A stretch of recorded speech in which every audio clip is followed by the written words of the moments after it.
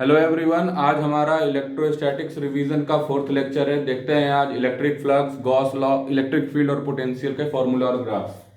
तो electric flux क्या होता है? Number of electric field lines passing perpendicularly to the surface.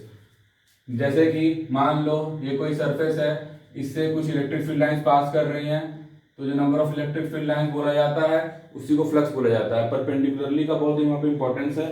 जैसे कि मान लो अगर हमारे पास एरिया कुछ इस तरह से रहेगा, तो इलेक्ट्रिक फील्ड लाइंस मान लो ऐसे पास कर रही हैं, तो ये तो परपेंडिकुलर नहीं हुआ, परपेंडिकुलर टू द एरिया नहीं हुआ। अब क्या करना पड़ेगा? तो एक होता है एरिया वेक्टर। जैसे यहाँ पर एरिया वेक्टर, सरफेस तो यही है लेकिन सरफेस के परपेंडिकुलर एरिया वेक्टर होता है। इस तरह से ए कैप दे सकते हैं एरिया वेक्टर का डायरेक्शन। इलेक्ट्रिक फील्ड का डायरेक्शन तो ये था ही, तो यहाँ पर इलेक्ट्रिक फील्ड और एरिया वेक्टर के बीच में कितना एंगल था? 0 डिग्री एंगल था, ठीक है ना। कुछ लोग समझ लेते हैं कि एरिया के साथ तो इलेक्ट्रिक फील्ड 90 डिग्री का एंगल बना रहा है। बिल्कुल गलत बात है, ठीक है। इसमें गलती बहुत इनिशियल लेवल पे हो जाती है लोगों से। तो ये हमारे पास जो एंगल होगा इस केस में वो क्या हो जाएगा? Theta is equal to 0 degree, ना कि 90 डिग्री, क्योंकि area vector perpendicular to the surface होता है। पहली इंपॉर्टेंट बात ये थी। और दूसरी बात है कि यहाँ पर हमने बोला था कि परपेंडिकुलर टू द सरफेस रहना चाहिए। जो इलेक्ट्रिक फ्लक्स रहेगा, इलेक्ट्रिक फील्ड जो है परपेंडिकुलर टू सरफेस के लिए वैलिड है। तो क्या कर सकते हैं कि ये हमारा एरिया वेक्टर कैसे बनेगा? एरिया वेक्टर तो सरफेस के परपेंडिकुलर बनता है, एरिया वेक्टर ऐसा बन गया, ठीक है। अब ये देखो हॉरिजॉन्टल से, या हम बोल सकते हैं कि हमारे जो इलेक्ट्रिक फील्ड लाइंस लिए हैं उससे थीटा एंगल बना रहा है ये, और ये हमारा एरिया वेक्टर हो गया, और ए कैप दे देंगे तो इसका डायरेक्शन हो गया। हमको क्या चाहिए? हमको ये नहीं चाहिए, हमको इसका प्रोजेक्शन चाहिए होता है ये। तब ना अगर ये एरिया का जो वैल्यू इधर आएगा, तो अगर तुम ध्यान से देखोगे तो ये यहाँ पर थीटा एंगल बनाएगा। अगर ये एरिया है तो ये क्या हो जाएगा? ये ए कॉस थीटा हो जाएगा। तो अब हमको ए कॉस थीटा से मतलब है इलेक्ट्रिक फील्ड के साथ ए कॉस थीटा आया, समझे? ये वाला एरिया नहीं, जबकि ए वाला एरिया इलेक्ट्रिक फ्लक्स में परपेंडिकुलर एरिया लिया जाता है। तो फाइनली हम बोल सकते हैं भाई कि ए कॉस थीटा आ गया सामने सामने, और ये इलेक्ट्रिक फील्ड हमारे पास हो गया। तो अब हम लिख देंगे इलेक्ट्रिक फील्ड इंटू ए इंटू कॉस थीटा। ये तो कुछ देखा देखा सा है, डॉट प्रोडक्ट है ये तो ई डॉट ए लिख लो ना, सिंपल सी बात है। ई डॉट ए, इसी को इलेक्ट्रिक फ्लक्स कहते हैं। और अगर बहुत छोटे सा एरिया रहे तो क्या करेंगे? तो डी फाई ले लेंगे, इलेक्ट्रिक फ्लक्स डी फाई हो जाएगा इलेक्ट्रिक फील्ड, और डी ए के लिए, स्मॉल एरिया के लिए इंटीग्रेट कर दोगे, फिर से वहीं पहुंच जाएंगे बड़े एरिया के लिए, समझे ना? सिंपल। तो इसको लिख सकते हैं फाइनली ई ए, डॉट लिख दो। और ई डॉट ए का मतलब क्या हो गया? ई डॉट ए का मतलब हो गया, ऐसे लिख सकते हैं, ई ए कॉस थीटा। ये ध्यान रखना, बेसिक बात है। Where theta is angle between area vector and electric field, है ना। एरिया वेक्टर कैसा होता है? Area vector perpendicular to the surface होता है। ऐसे है तो एरिया वेक्टर कौन हो गया? ये हो गया। अब सुनो, इलेक्ट्रिक फ्लक्स की ये बात हुई, कुछ एग्जांपल्स के थ्रू बताओ कि इलेक्ट्रिक फ्लक्स क्या होगा। जैसे कि मान लेते हैं कि हमारे पास इस तरह से दे रखा है कि एक इलेक्ट्रिक फील्ड है जो कि सरफेस के साथ 60 डिग्री का एंगल बना रहा है। ये इलेक्ट्रिक फील्ड है कुछ, और इस एरिया का वैल्यू ए है। तो बताना है इलेक्ट्रिक फ्लक्स कितना होगा। तो कुछ लोग गलती क्या करते हैं, ई ए कॉस 60, 100% गलत हो गया। कैसे भाई साहब? ये एरिया के साथ तुमने एंगल ले लिया इलेक्ट्रिक फील्ड का, जबकि एरिया वेक्टर के साथ लेना था। एरिया वेक्टर क्या होता है? Perpendicular to the surface area vector. A cap लिख रहा हूं डायरेक्शन के लिए, तो ये लेना था जो कि 30 हो जाएगा ना, समझे इस बात को? तो क्या हो जाएगा आंसर? ई ए कॉस 30 लेना था। तो ये ध्यान रख लेना, इनिशियल लेवल गलतियां होती रहती हैं। आगे बढ़ते हैं कि अगर हमसे बोला जाए कि बताओ अब इलेक्ट्रिक फील्ड से जा रही हैं और कोई इस तरह से हमारे पास सरफेस एरिया है, बताओ कितना होगा फ्लक्स? सही सोच रहे हो, 0। क्यों? क्योंकि इस बार परपेंडिकुलर ऐसा हो गया और इलेक्ट्रिक फील्ड ऐसा हो गया। अब देखो एरिया वेक्टर और हमारे पास इलेक्ट्रिक फील्ड इधर आया है, 90 डिग्री का एंगल हम बोल सकते हैं। और ऐसे भी देखो ना तुम भाई, ऐसे अगर इलेक्ट्रिक फील्ड लाइन जा रही हैं और इस तरह से सरफेस रख दोगे तो इससे लाइन थोड़ी क्रॉस करेंगी, लॉजिकल है बिल्कुल। और electric field lines, number of electric field 0 हो गई, फ्लक्स भी 0 हो गया। ऐसे भी देख लो, cos 90 0, तो ई ए एरिया कैसे एरिया क्या हो सकता है, लेंथ इंटू ब्रेथ कर लो, स्क्वायर है तो साइड इंटू साइड कर लो, एरिया निकाल सकते हो। एरिया और कॉस यहाँ पर क्या हो गया 90 डिग्री। समझ गए ये बात? आगे बढ़े। देखो अगर हमको ऐसा बोल रखा है सिंपल कि सरफेस है और सरफेस के परपेंडिकुलर इलेक्ट्रिक फील्ड जा रही है, तो क्या हो जाएगा, इलेक्ट्रिक फ्लक्स का वैल्यू, एरिया तुमको पता है और एरिया वेक्टर भी साथ ही साथ, थीटा क्या हो गया 0 डिग्री, तो ई डॉट ए, या फिर डायरेक्ट ई इंटू ए कर दोगे, कोई दिक्कत वाली बात नहीं है, क्योंकि कॉस 0 1 होता है, इसीलिए हम लोग यहाँ पे कॉस 0 लिख लिया और ई ए सिंपल। आगे बढ़ते हैं। अब देखते हैं कि कोई क्लोज सरफेस हमको दे रखा है, उससे इलेक्ट्रिक फील्ड लाइंस ऐसे ऐसे ऐसे ऐसे जा रही हैं, electric field lines close surface है और इसका एरिया तो मान लो निकाल लेंगे या गिवन है। तो इस बार इलेक्ट्रिक फील्ड के साथ एरिया वेक्टर हर बार देख रहे हो ना कितना बना रहा है सर, ये तो 0 डिग्री बना रहा है, area vector perpendicular to the surface होता है। तो इस बार फिर से फ्लक्स निकालना है, सिंपल मल्टीप्लाई कर दो, कॉस 0 है, सिंपल मल्टीप्लाई कर दो। हाँ लेकिन अगर इस तरह से कुछ दिखाई दे दे सरफेस के, अगर टेंजेंशियली इलेक्ट्रिक फील्ड जा रहा हो तो क्या करेंगे, देखो एरिया वेक्टर तो परपेंडिकुलर का सरफेस होगा, हर बार परपेंडिकुलर आ गया, cos 90 कर लेंगे और वो 0 हो जाएगा, तो टोटल फ्लक्स कितना हो गया इस केस में 0 हो गया, क्योंकि area vector here is perpendicular to electric field, electric field सा टेंजेंशियल ऐसा कुछ दिया हुआ है अगर तो ध्यान रखेंगे। ठीक है, अब मान लो कि वेक्टर फॉर्म कुछ कोऑर्डिनेट फॉर्म तुम पढ़े होगे, इलेक्ट्रिक फील्ड को लिख सकते हैं ई एक्स आई कैप, ई वाई जे कैप, ई जेड के कैप, उस तरह से इलेक्ट्रिक फील्ड दिया हुआ है। मान लो इलेक्ट्रिक फील्ड दिया हुआ है ई एक्स आई कैप, ई वाई जे कैप और ई जेड के कैप दिया हुआ है।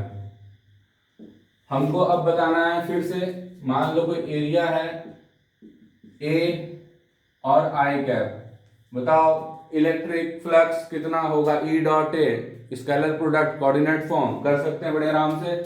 और करने के लिए तुमको ये आता होगा कि भाई आई और आई वाला मल्टीप्लाई हो जाता है, इसके साथ तो मल्टीप्लिकेशन 0 होगा, डॉट प्रोडक्ट की बात कर रहा हूँ, वेक्टर में जाओ तो यहाँ पे तो आंसर तुमको दिख रहा होगा, सर आंसर तो केवल इतना ही होने वाला और कुछ भी आंसर नहीं होने वाला है। डायग्राम के थ्रू समझने की कोशिश करो, एक्स वाई जेड, देखो x क्रॉस वाई जेड होता है, x इसको मानो अगर, y इधर मानेंगे, x y z इधर, x cross y equal to z। तो हमको बोल रखा है कि एरिया जो है ना, एरिया वेक्टर का डायरेक्शन i में है, तो वो तो तभी होगा ना जब ये yz में रहे, तो एरिया वेक्टर i में आ गया, ये हो गया एरिया वेक्टर। ठीक है, अब इलेक्ट्रिक फील्ड तो तीनों डायरेक्शन में है, तो भाई साहब ये इलेक्ट्रिक फील्ड थोड़ी फ्लक्स दे पाएगा, ये तो ऐसे साइड साइड से निकल गया, क्रॉस कहाँ कर पाया, तो z वाला बेकार हो गया, Ez के कारण फ्लक्स क्या आएगा 0 आएगा। Ey के कारण देखो तो ये भी तो प्लेन करके निकल गया, क्रॉस नहीं ना किया, Ey के कारण फ्लक्स क्या हो जाएगा 0 हो जाएगा, समझो। लेकिन केवल और केवल Ex जो देख रहे हो ये पूरा क्रॉस करते हुए आ रहा है, Ex है ना, इस सरफेस को देख रहे हो क्रॉस करते हुए आ रहा है Ex, इसके साथ तो ऐसे भी 0 डिग्री का एंगल बन रहा है। ठीक है, थीटा इक्वल टू 0 डिग्री लिख लेंगे। अब इसमें सिंपल हमने क्या किया, दोनों के मैग्नीट्यूड को मल्टीप्लाई कर दिया। एरिया अगर गिवन नहीं है तो हम निकाल भी सकते हैं, जो भी है पाई आर स्क्वायर हो सकता है सर्कल हो तो, या फिर ए स्क्वायर लिख लो, ए अगर ए ऐसा दे रखा है हमको साइड इंटू साइड, तो ये बातें ध्यान रख लेना। अच्छा, अगर इलेक्ट्रिक फ्लक्स हमसे पूछा जाए और बात कुछ ऐसी हो कि एक क्लोज सरफेस दिया रहा है जिसमें कुछ लाइंस आ रही हैं और उतनी ही लाइन, ध्यान देना, उतनी ही लाइन फिर वापस निकल रही हैं, तो क्या लिख सकते हैं, जैसे कि ये हमारे पास कोई इस तरह से क्यूब दिया हुआ है और इसमें से इलेक्ट्रिक फील्ड लाइंस आ रही थी, इधर से आ रही हैं और इतनी ही बाहर निकल जा रही हैं, इतनी बार flux coming is equal to flux going है। ठीक है ना, तो नेट फ्लक्स कितना हो गया 0, जितना आया उतना गया, फ्लक्स कितना हो गया नेट 0 हो गया, ध्यान रखना। लेकिन हर बार 0 होगा क्या, नहीं, अगर इलेक्ट्रिक फील्ड यूनिफॉर्म है तभी ना 0 होगा कि 3 लाइंस इंटर की 3 लाइंस निकल गई। अगर मान लो इलेक्ट्रिक फील्ड लाइन बढ़ जाए, मान लो ऐसा रहे इलेक्ट्रिक फील्ड हमको इस तरह से फंक्शन दिया हुआ है कुछ, तो जैसे जैसे डिस्टेंस बढ़ रहा है देख रहे हो ये बढ़ जा रहा है ना इलेक्ट्रिक फील्ड, तो अगर इसी सिचुएशन में हमको बोल रखा है कि भाई साहब ये x इक्वल टू 0 है, ये x इक्वल टू L है, और बताइए अब फ्लक्स कितना होगा। तो भैया यहाँ पर तो इलेक्ट्रिक फील्ड ही 0 है, क्योंकि यहाँ पे 0 रखो ना, लेकिन यहाँ पर इलेक्ट्रिक फील्ड क्या है, E nought into L by L हो गया ना, तो यहाँ पे ई नॉट है। तो यहाँ पर इस बार इलेक्ट्रिक फील्ड लाइन्स यहाँ पे क्रॉस ही नहीं कर रही हैं, इलेक्ट्रिक फील्ड लाइन्स तो केवल क्योंकि इलेक्ट्रिक फील्ड ही नहीं है। अब क्या हो गया फाइनली, यहाँ पर से क्रॉस हो रहा है, तो हम क्या कर लेंगे, ई नॉट आ ही गया है, ई नॉट इंटू ये वाला एरिया ले लो ना, खत्म बात। ठीक है, तो हर बार ऐसा नहीं क्लोज देखे और 0 कर लो, वेरिएबल होगा भाई साहब, तो मामला बदल जाएगा। ये हो गया इलेक्ट्रिक फ्लक्स की कहानी। अब आते हैं गॉस लॉ पे। गॉस लॉ कहता है, इलेक्ट्रिक फ्लक्स से रिलेटेड है। गॉस लॉ कहता है कि जो फ्लक्स का एक डेफिनेशन हमने पढ़ा ना, क्या पढ़ा, ई डॉट ए पढ़ा, या फिर पढ़ा कि भाई साहब ऐसे करके लिख लो, E dot D A integration कर लो। तो जो फ्लक्स होगा इस इलेक्ट्रिक फील्ड का एक क्लोज सरफेस से, क्लोज सरफेस से, वो गॉस ने बोला कि भाई साहब ये तो चलो ठीक है, डेफिनेशन है, मैं बोल रहा हूं Q in by epsilon not कर लेना। क्यू इनक्लोज या फिर क्यू इन अंदर में जो चार्ज है, क्यू इन जो क्लोज सरफेस की यहाँ पे बात हो रही है, जो क्लोज सरफेस की यहाँ पे बात हो रही है, मान लो यहाँ पर 1 है, यहाँ पर 2 है, तो ये तो बेचारा बाहर रह गया ना, क्यू आउट हो गया, यही है क्यू इन, ये हो, इसको नहीं लेना है, तो Q in by epsilon not कर लेना। बॉस ने ये बोल दिया कि तुम्हारा डेफिनेशन ठीक है, लेकिन हमने पाया है कि Q enclosed by epsilon not के बराबर होगा। ठीक है, यही होता है गॉस लॉ। तो गॉस लॉ को अप्लाई करोगे क्या, मान लो कि हमारे पास यहाँ पर चार्ज रखा हुआ है, चारों तरफ से ऐसे गॉसियन सरफेस बना दिया, आर डिस्टेंस पे बताओ ऐसा इलेक्ट्रिक फील्ड कितना होगा। तो इसी को अप्लाई करते हैं, इसको हम यहाँ पे आगे लिख रहे हैं, इलेक्ट्रिक फील्ड बताना है। ठीक है भैया, एरिया कितना हो गया, एरिया हो जाएगा, देख लो ना, 4 पाई आर स्क्वायर, स्फीयर का Gaussian surface 4 pi r square लिख लें। क्यू इनक्लोज तो वो दिख रहा है तुमको साफ साफ, क्यू ही है, बाई एप्सिलॉन नॉट, इसको नीचे ले जाते हैं, q 4 pi epsilon naught r square, बहुत देखा सा लग रहा है ये तो के हो गया, k q by r square. Gauss ने बिल्कुल सही बोला है ना, ये तो हम पहले से ही पढ़ चुके हैं, के क्यू बाई आर स्क्वायर होता है, तो लॉ वैलिड हो रहा है बढ़िया से। अब हम डायरेक्ट देखते हैं क्या क्या रिजल्ट हमको देखने को मिला है इसके दौरान। तो क्यू इनक्लोज का बहुत रोल है, क्यू इनक्लोज का कुछ इस तरह से रोल होता है कि मान लो हमको दे रखा है कि भाई यहाँ पर इस तरह से एक क्लोज सरफेस है, लेकिन एक लाइन इस तरह से चार्ज है जो कि कुछ सरफेस से बाहर जा रही है, कुछ अंदर आ रही है, कुछ इस तरह से मान लेना कि plus plus plus plus charge है और आधा लेंथ बाहर है, आधा लेंथ अंदर है, ये टोटल लेंथ L था। तो बताइए ये टोटल चार्ज अगर Q है तो फ्लक्स बताइए कितना होगा। तो फ्लक्स क्या होता है, तो हम लिख सकते हैं, डेफिनेशन वाला अलग बात होगी, गॉस लॉ से Q enclosed by epsilon nought या Q in by epsilon nought. Q in कितना होगा, आधा लेंथ है भाई साहब, आधा लेंथ अंदर है, क्या हो गया, क्यू बाई 2, समझे, आधा लेंथ अंदर है, आधा चार्ज भी अंदर हो गया, क्यू बाई 2 एप्सिलॉन नॉट, खेल खत्म। ये वाला काम कर लेना है। उसके बाद देखो, उसके बाद हम ये कर सकते हैं कि हमारे पास इस तरह से क्यूब दे रखा है और बोल रखा है कि बताइए फ्लक्स कितना होगा टोटल। ऐसा नहीं कि सर वो स्फेरिकल था तब होगा, इनक्लोज रहना चाहिए, बस अंदर में चार्ज है सेंटर पे या फिर कहीं भी इनक्लोज जो भी चार्ज है वो मान लो क्यू है या क्यू नॉट लिख लेते हैं। तो फ्लक्स कितना हो गया, फ्लक्स का फॉर्मूला ई डॉट है, भूल गए, अब डायरेक्ट हम ये लगा रहे हैं Q enclose by epsilon not इस बार। तो Q enclose by epsilon not यही फ्लक्स है। अब बोले आप हमको एक ही सरफेस से चाहिए, ये सारे सरफेस से मत बताओ, 6 सरफेस है ना, 1 2 3 4 5 6, एक ही सरफेस से चाहिए, लाइंस जा रही होंगी सारे से लेकिन हमको एक ही चाहिए। तो क्यू का जो इफेक्ट है वो 6 पार्ट्स में बट गया ना, तो इस बार फ्लक्स इनक्लोज के हिसाब से क्या लिख सकते हैं, क्यू नॉट बाई 6 कर लेना, छठा भाग है ये एप्सिलॉन नॉट। अब ये फर्स्ट फेज से हो गया, या फिर एन, अगर n नंबर ऑफ फेसेस से पूछा जाए तो हम n से मल्टीप्लाई कर देंगे, क्योंकि एक फेस से कितना आया है, एक फेस से इतना आया है, यहाँ कुछ नहीं है तो 1 है, 2 फेस से इसका डबल हो जाता, यहाँ से भी निकालना होता तो n से मल्टीप्लाई कर देना, आंसर आ जाएगा तुम्हारा। ठीक है, ये फ्लक्स की बात हो गई। फ्लक्स का ऐसे तुमसे पूछा जाए कि यूनिट बताओ तो क्या करोगे, simple electric field into area करोगे ना, इलेक्ट्रिक फील्ड क्या होगा, न्यूटन पर कूलम, एरिया क्या होगा मीटर स्क्वायर, और इलेक्ट्रिक फील्ड का पोटेंशियल ग्रेडियंट से भी तो आता है, क्या होता है वोल्ट पर metre dV by d r into metre square. यहाँ से क्या आ गया, वोल्ट मीटर भी आ गया फ्लक्स का, और ये तो है ही, ध्यान रखना। अब आगे बढ़ते हैं। अगर मान लो हमको ऐसा दे रखा है कि भैया बताइए यहाँ पर एक चार्ज रखा हुआ है। अब हमको पता है इस चार्ज का कुछ हिस्सा तो इधर चला गया, लाइन से इलेक्ट्रिक फील्ड, कुछ हिस्सा इससे पकड़ा गया है ना, आधा फंस गया इधर, आधा को क्रॉस करना पड़ा, आधा फ्री बिल्कुल घूम रहा है बाहर, लेकिन इसको तो क्रॉस करना पड़ेगा ना। तो कितना चार्ज इफेक्टिवली इंक्लूड हुआ, Q/2 इंक्लूड हुआ, एप्सिलॉन नॉट, खत्म बात, फ्लक्स, समझे, Q/2 कर लिया। इस तरह से सवाल बनते चले जाते हैं। अब देखते हैं Q/ε0 तुमने किया। ऐसा सवाल समझो, मान लो कि कोई सिलेंडर है और electric field lines parallel to the surface जा रही हैं। इलेक्ट्रिक फील्ड लाइंस कैसी जा रही हैं, पैरेलल टू द सरफेस, और हमको फ्लक्स बताना है, जो कर्व सरफेस है ना उससे निकलने वाला फ्लक्स बताना है। तो निकलेगा ही नहीं फ्लक्स, इससे कहाँ फ्लक्स निकल रहा है। या फिर देखो ना, एरिया वेक्टर जो लिया, ए कैप लिया, और इलेक्ट्रिक फील्ड तो इधर है ना, बन गया 90 डिग्री, इस जो कर्व सरफेस इससे तो फ्लक्स जीरो आ गया। फ्लक्स जो है ये सरफेस से जो है वो क्या आ गया, जीरो आ गया। समझे इस बात को। लेकिन इसी सिचुएशन में अगर ऐसा बोला जाए तुमसे कि अंदर में रख दिए हैं चार्ज, अंदर में रख दिए हैं चार्ज, अब बताइए तो Q/ε0, समझे, Q/ε0, ये अंदर में थोड़ी रखे थे, इलेक्ट्रिक फील्ड कहीं से आ रहा था, पैरेलल टू द एक्सिस था इलेक्ट्रिक फील्ड। इससे एक बड़ा अच्छा क्वेश्चन बना है, आया है कभी एग्जाम में। देखो यहाँ पर हमको बोल रखा है कि इससे निकलने वाला जो फ्लक्स है ना वो है फाई। हमको बताइए इससे निकलने वाला फ्लक्स मान लो फाई डैश, वो क्या होगा, इतना ही क्वेश्चन था।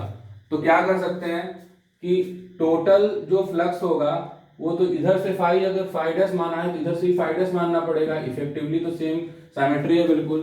तो 2 फाई डैश प्लस फाई कितने के बराबर होगा, टोटल फ्लक्स जो हो गया Q enclose by epsilon naught, phi dash की वैल्यू आ जाएगी ना, तो क्या हो जाएगा 2 फाई डैश लिख लेते हैं पहले, और Q by epsilon naught minus phi लिख लेते हैं। फाई डैश की वैल्यू क्या आ गई, ऐसा लिख लो, माइनस फाई कर लो, और ये भाई साहब 2 को नीचे, ये आंसर, ठीक है।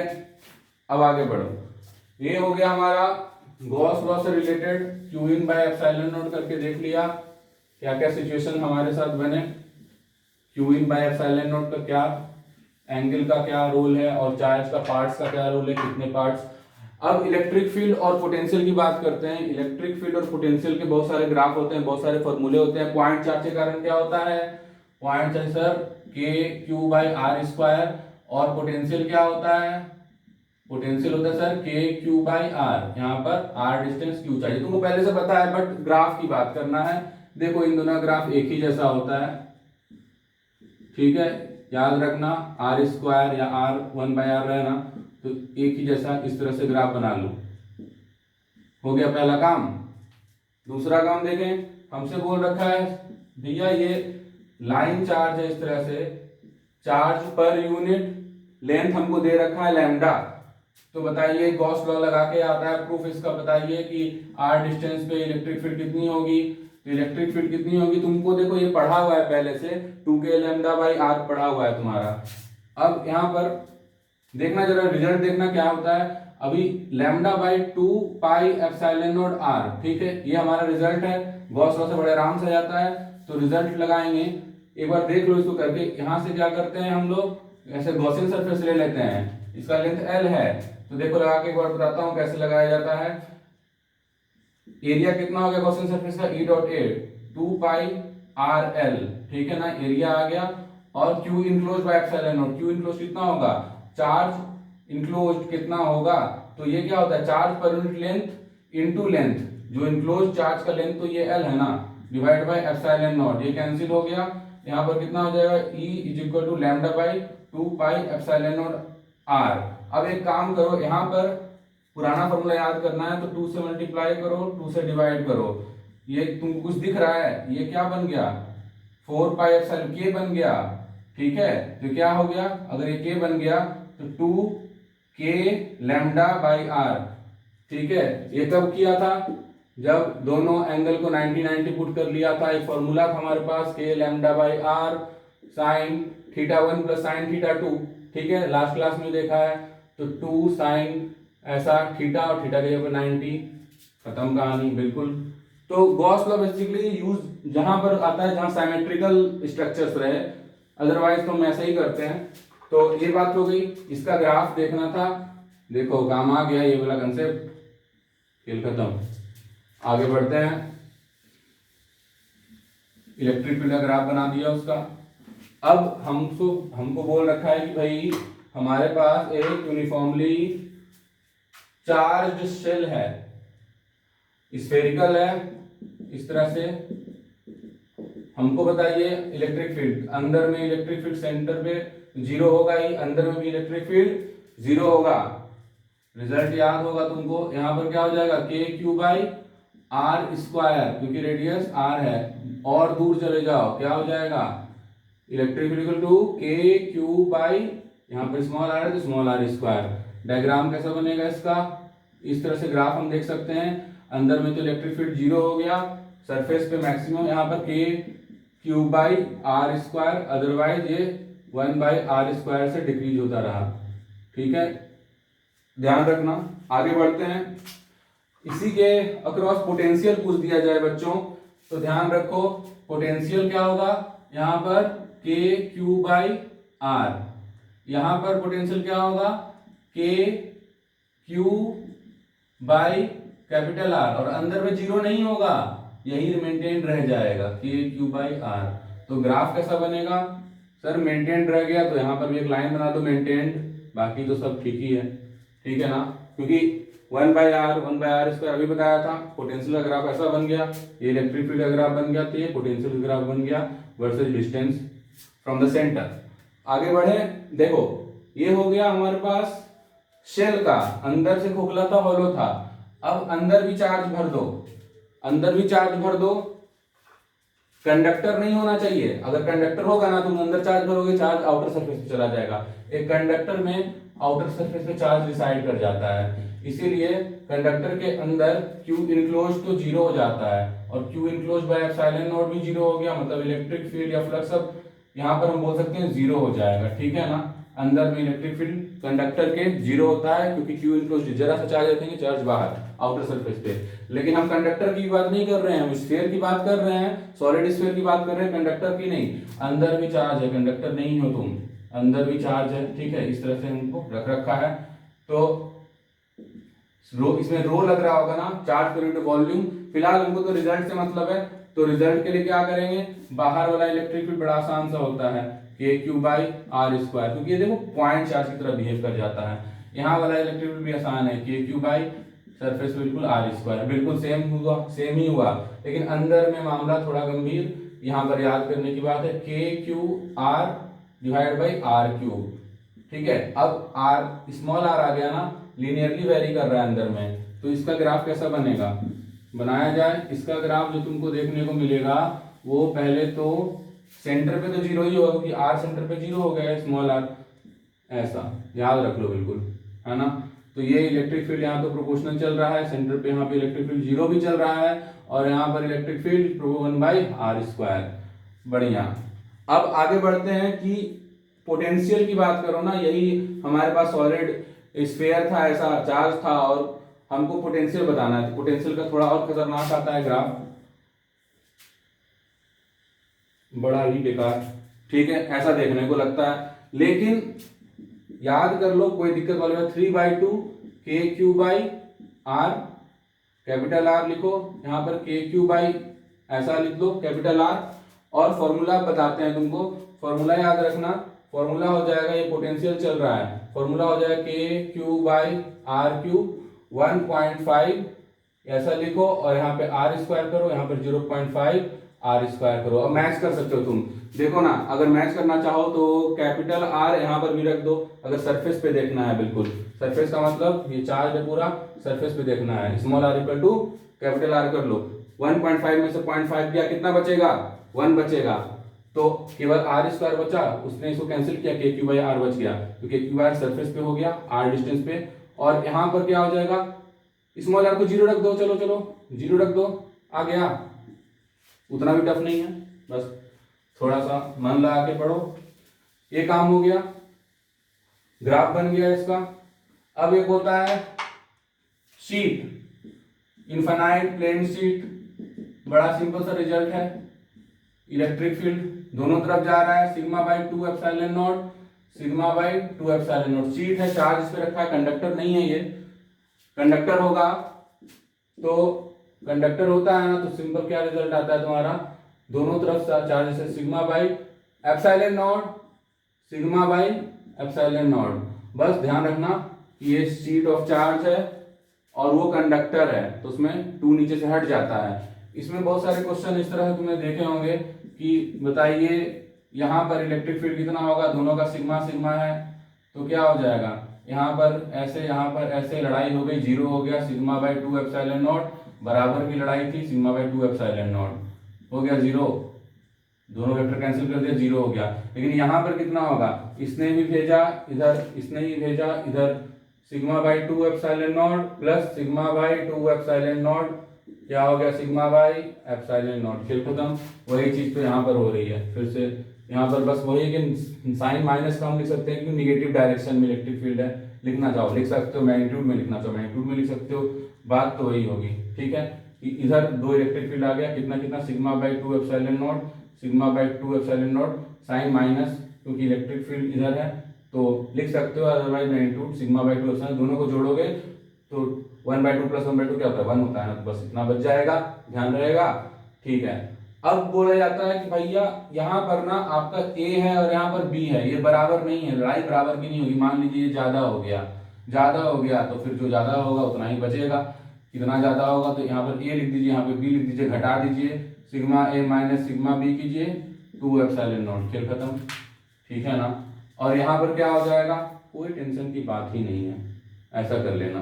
ठीक है, और आगे जो होगा लिख सकते हो, कॉमन लिख सकते हो 1/2 एप्सिलॉन नॉट, इधर भी इधर, लेकिन इधर साइन जो होगा इलेक्ट्रिक फील्ड का माइनस में, उधर इलेक्ट्रिक फील्ड प्लस में होगा। ठीक है, अब एक ध्यान दो इस बात पे कि यहाँ पर जो इन सब के कारण इलेक्ट्रिक फील्ड है ना, ये डिस्टेंस के साथ वेरी नहीं कर रही है। पहली बार देखने को ऐसा मिला कि डिस्टेंस कितना ही भगा दो, इसका वैल्यू रेडियस से इंडिपेंडेंट, डिस्टेंस से इंडिपेंडेंट। ठीक है, कांस्टेंट इलेक्ट्रिक फील्ड, तो इलेक्ट्रिक फील्ड जो है वो यूनिफॉर्म रहेगी, इलेक्ट्रिक फील्ड लाइंस और गैप जो है वो सेम रहेगा, है ना, ये ध्यान रहेगा। अब बोला गया कि चलो वो सब ठीक था, एक प्लस कर दो यहाँ पर और एक माइनस कर दो। अब बताइए, ठीक है ना, प्लस चार्ज और माइनस चार्ज रख दिया गया, कहने का मतलब, तो प्लस चार्ज से इलेक्ट्रिक फील्ड दूर जाती है ऐसे, माइनस चार्ज खुद बुलाता है, ये जो है ना अपने इलेक्ट्रिक फील्ड को अपने पास ऐसे बुलाएगा। तो यहाँ पर क्या हो गया, यहाँ पर तो ऐसा कर सकते हो ना, sigma by 2 epsilon not plus sigma by 2 epsilon not, ये इसका दोनों जुड़ा, सिग्मा बाई एप्सिलॉन नॉट। ठीक है, ये ध्यान रहेगा। यहाँ पर देखो ना, यहाँ पर इसके कारण तो इलेक्ट्रिक फील्ड ऐसे जा रही है और इसके कारण आ रही है, लो भाई खत्म। यहाँ पर भी इसके कारण ये जो इलेक्ट्रिक फील्ड आ रही है, तो अभी आ ही रही होगी, लड़ाई हो गई, 0 खत्म, है ना। इसी कारण इधर, इसी कारण इधर 0, sigma by 2 epsilon naught, sigma cancel कर दिया एक दूसरे को। तो ये सब ध्यान रख लेना है, और कुछ खास बात तो इसमें है नहीं। ये हमारा टोटल हमारा इलेक्ट्रोस्टैटिक का एक रिवीजन पार्ट था, 4 लेक्चर में हमने कंप्लीट किया है, और फिर मिलते हैं, बात करेंगे आगे। चलो बाय।